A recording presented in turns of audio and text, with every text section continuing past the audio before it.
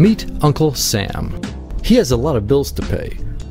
Almost $4 trillion worth every year. Uncle Sam's income is a little over $2 trillion per year. To make up the difference, the deficit, he does what most Americans do. He borrows money. When Uncle Sam takes out a loan, he calls it a bond. Bonds can be held by banks, investors, or even foreign governments. Uncle Sam has to promise to pay interest on these bonds, just as you do on any loan you take out. Ever think about paying your mortgage with your credit card? That's exactly what Uncle Sam does. He takes out new loans, new bonds, so that he can make payments on the old ones. All those loans, and especially all that interest, adds up. Right now, Uncle Sam owes about $14 trillion. To put that in perspective, 14 trillion is about the same as the national GDP, the total value of all the goods and services produced by the American economy in an entire year.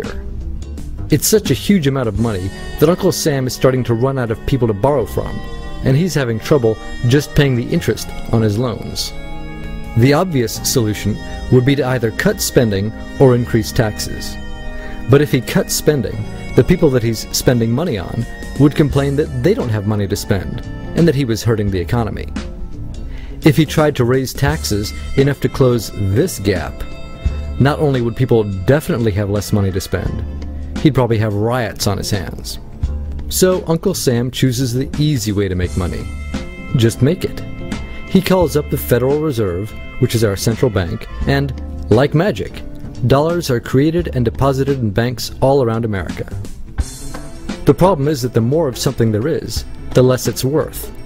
Same goes for the US dollar. The more dollars there are, the less each one will buy. That's why commodities like gasoline, food, and gold become more expensive when Uncle Sam does his money-making magic. The commodities aren't really worth more. Your money is just worth less. That's called inflation. Remember the foreign governments that lent money to Uncle Sam? When they lent money to the American government, something interesting happened. It made the US look richer, and their countries look poorer.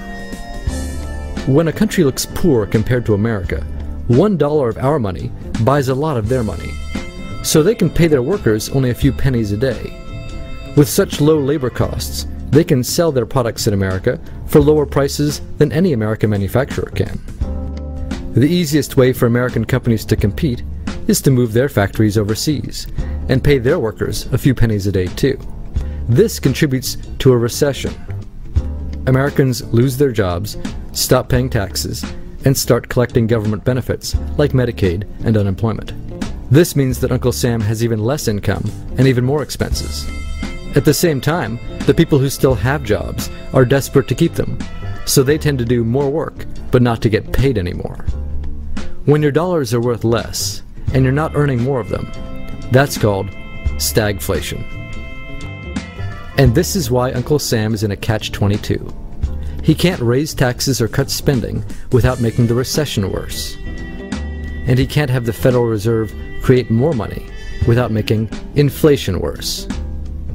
For now, he can keep borrowing money, but since he can't even pay the interest on the loans he already has, it just makes his inevitable bankruptcy even worse.